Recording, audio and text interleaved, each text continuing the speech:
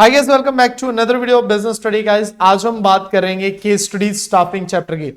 Last lecture में भी हमने केस स्टडीज करी और ये लेक्चर भी कंटिन्यू कर रहे हैं, हम केस स्टडीज कर रहे हैं। और गाइस एक बात बताना चाहूंगा यार, केस स्टडी अगर स्टाफिंग चैप्टर की करनी है तो सबसे पहले अपने फंडे क्लियर होने चाहिए।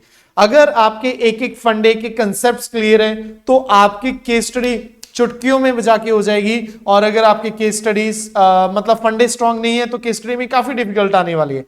तो यार अगर आपके किसी के कंसेप्ट अभी तक आपने नहीं करे तो प्रीवियस वीडियोस में जाइए, है ना। स्टाफिंग की first, second, third, fourth video देखिए, सारे कंसेप्ट्स को यहां पे बिठाइए।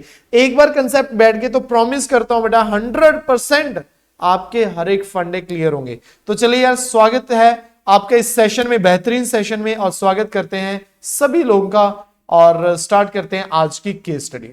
तो सबसे पहले जो केस स्टडी आपकी है 3 मार्क्स के लिए, सबसे पहले जो केस स्टडी है वो 3 मार्क्स के लिए बहुत ज्यादा इजी है। The quality of production is not as per standard. On investigation it was observe that most of the worker were not fully aware of proper operation of the machinery. Very easy case study. और ये case study बार बार repeat होती है, इसलिए मैंने भी repeat कर दी, है ना। मैंने भी रिपीट कर दी, केस स्टडी बहुत बार रिपीट होती है। देखिए जी, क्वालिटी के जो प्रोडक्शन का वो स्टैंडर्ड के हिसाब से नहीं है। और इन्वेस्टिगेशन में ही पाया गया कि वर्कर अवेयर ही नहीं है भाई प्रॉपर ऑपरेशन ऑफ मशीन, कैसे मशीन को ऑपरेट करना है। What could be the best to improve the accuracy. अब आप बताएं एक्यूरेसी को इंप्रूव करने के लिए क्या करना पड़ेगा। भाई जब वर्कर अवेयर ही नहीं है तो वो क्या करेगा, वो कुछ भी नहीं कर सकता। अब जो करना मैनेजमेंट ने करना, क्या करना बच्चे, ट्रेनिंग एंड डेवलपमेंट की बात हो रही है यहाँ पे। डेवलपमेंट भी नहीं, ट्रेनिंग की बात हो रही है। तो ट्रेनिंग प्रोवाइड करनी पड़ेगी, ट्रेनिंग प्रोवाइड करनी पड़ेगी आपके लिए। एक एक्सपर्ट, है ना, एक्सपर्ट सुपरवाइजर अरेंज करना पड़ेगा सभी इंप्लॉइज के लिए, ताकि वो जो एक्सपर्ट सुपरवाइजर है वो काम इनको सिखाए, एक एक को सिखाए कि कैसे मशीन ऑपरेट करनी है। क्लियर है। तो worker are needed to given appropriate training to make them learn use of machinery and most suitable method is apprenticeship training, है ना। जहां पे स्किल्ड वर्कर आपको सिखाए और आप क्या करोगे जी, करते रहोगे, है ना। क्लियर है? Yes sir, clear sir. Next बेटा बात करें नेक्स्ट केस स्टडी की ओर। तो नेक्स्ट केस स्टडी में क्या पूछा गया, name the type of training which food Darbar provide to it's employees. अपने एम्प्लॉइज को जो फूड दरबार किस टाइप की ट्रेनिंग प्रोवाइड करवा रहा है, किस टाइप की ट्रेनिंग प्रोवाइड करवा रहा है फूड दरबार, है ना। फिर difference between training and development बेटा on the basis of meaning, purpose and scope आपने डिफरेंस करना है। डायरेक्ट क्वेश्चन आ गया। तो सबसे पहले टाइप ऑफ ट्रेनिंग की हम बात कर लेते हैं कि वो जो फूड दरबार है वो किस टाइप की ट्रेनिंग प्रोवाइड करवा रहा है। चले जी, उसके लिए क्वेश्चन पढ़ना पड़ेगा। The employees of food grain, a restaurant, एक रेस्टोरेंट है ये फूड दरबार की जो बात कर रहे हैं। A restaurant are train through a structure program that provide a training in each area within the restaurant. The trainees learn the skill necessary for running each of the 12 workstation in the restaurant, from taking order to the cooking area. This enable the employee to gain a broader understanding of all the parts of the business and how the restaurant function as a whole. The training get fully involved in the department's operations and also get a chance to test her own attitude and ability. The employee are trained by this method. The organization find it is easier at the time of promotion, replacement और transfer. तो आपसे पूछा जा रहा है भाई किस type of training की बात हो रही है यहाँ पर। तो कौन से टाइप ऑफ ट्रेनिंग की, आपको क्या लग रहा है बेटा जी, यहाँ पे इंप्लॉइज को रोटेट किया जा रहा है। क्या किया जा रहा है, रोटेट किया जा रहा है। तो ये कौन सी होगी बेटा, जॉब रोटेशन। कौन सी ट्रेनिंग है बेटा जी, जॉब रोटेशन। क्लियर है, किसकी बात हो रही है, जॉब रोटेशन की बात हो रही है। तो इन यहां पे क्या लिखा हुआ बेटा, the trainee learn the skill necessary for running each of the 12 work station in the restaurant. 12 work station from the order to cooking, हर एक टाइप ऑफ काम उनको सिखाया जा रहा है। तो ये जॉब रोटेशन है, कभी आपको ऑर्डर के लिए जॉब आपको दे दी, कभी आपको खाना बनाना है, कभी आपको सर्व करना, अलग अलग टाइप ऑफ जॉब के लिए। तो जॉब रोटेशन है बेटा जी ये टाइप ऑफ ट्रेनिंग प्रोग्राम। तो job rotation is the type of training which food Darbar provide to its employee. It is on the job training, ये ऑन द जॉब है, मतलब काम भी कर रहे हैं और साथ साथ आपको ट्रेनिंग भी प्रोवाइड की जा रही है।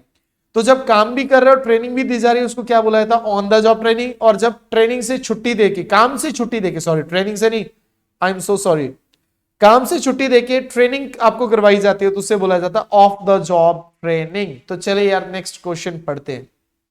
नेक्स्ट क्वेश्चन में क्या है, पहले क्वेश्चन ही पढ़ लेते हैं। मतलब identify the type of communication barrier that Daksha is able to overcome by ensuring that all the call centers represent are well versed with the local language. What are the benefit of training implies to an organization? List any two value. हालांकि ये जो दो concepts को मिला के case study बन रही है तो मैं इसको अवॉइड कर रहा हूं क्योंकि कम्युनिकेशन बैरियर हमारे सिलेबस से आउट हो चुका है, तो दैट्स व्हाई मैं इस केस स्टडी को स्किप कर रहा हूं। राइट बेटा, नेक्स्ट बेटा जी 15th, यहाँ पे क्या पूछ रहा है बेटा, identify the different source of recruitment. तो यहाँ पे भाई डिफरेंट सोर्स ऑफ रिक्रूटमेंट की बात चल रही होगी। And then function of management discuss in the above para. Vuval Limited is highly reputed company. The employees of this organization discuss how they came in contact. भाई कैसे कैसे contact में आए, है ना ऑर्गेनाइजेशन की। पहला कह रहा है Reena said that this introduced by the purchase manager. She was introduced by the purchase manager. Mr. John Neetu said she applied through a newspaper and was appointed as finance manager. Indu said he was directly called by the company from her IIM institute after completing MBA. तो ये question आपका 2 बार repeat हुआ बेटा जी, ये 2 बार repeat हुआ आपके final exam में, तो ये इंपॉर्टेंट है इस चैप्टर से। अगर हम बात करें सिर्फ नेम चेंज होंगे, बाकी ऑलमोस्ट क्या है जी सेम है। यहां से अगर हम बात करें तो भाई कौन सी है, जो रीना की सोर्स ऑफ रिक्रूटमेंट है वो रिकमेंडेशन फ्रॉम एग्जिस्टिंग स्टाफ है, नीता की सोर्स ऑफ रिक्रूटमेंट जो है वो मीडिया एडवर्टाइजिंग है, और इंदू की source of recruitment directly campus recruitment है। और फंक्शन की बात हो रही थी भाई, कौन सा फंक्शन डिस्कस किया गया है यहाँ पे, स्टाफिंग फंक्शन डिस्कस किया गया है इस स्पेसिफिकली अगर हम बात करें केस में, इस केस स्टडी में। चलिए नेक्स्ट बेटा ध्यान से देखिए, काफी केस स्टडी बड़ी है, 4 चीजें पूछी भी गई हैं। 1 + 2 + 1 + 1 मतलब कितने का हो गया, 5 मार्क्स का ये केस स्टडी है। Which form of organisation structure is being adopted by company, मतलब ये ऑर्गेनाइजिंग चैप्टर का भी थोड़ा सा बीच में केस स्टडी आ गई है। कौन सा organisation structure being adopted by company, identify and given the meaning of wage payment scheme adopted by the company to motivate the workers, है ना। Which method of recruitment has been adopted by the company, identify these 2 values that Mr. Garg has been dedicated to the society by establishing this new unit. ये जो नई unit लगाई होगी इस case study में कौन सी 2 वैल्यूज डेडिकेट की है उन्होंने, किसको, सोसाइटी को। आइए स्टार्ट करते हैं। Mister Anil Garg is working as managing director of CLS packing limited.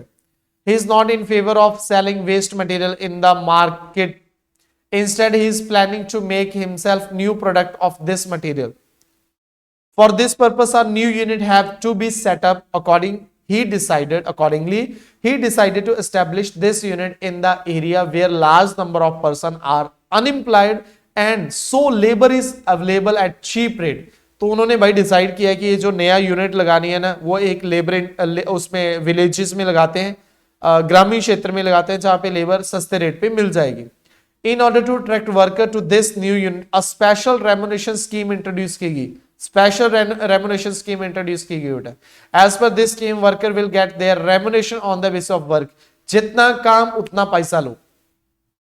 There will be 2 rate of the wages, higher wage rate and lower wage rate. A worker who will work up to a given standardized unit or beyond, है ना, beyond will be paid his or her remuneration at a higher rate.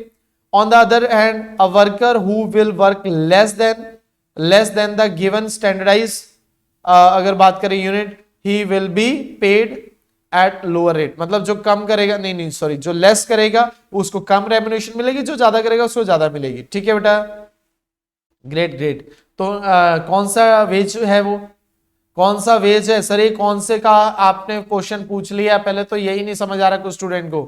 भाई ये कौन सा है, ये आपके second chapter का टेलर के प्रिंसिपल में है, डिफरेंशियल वेज रेट सिस्टम।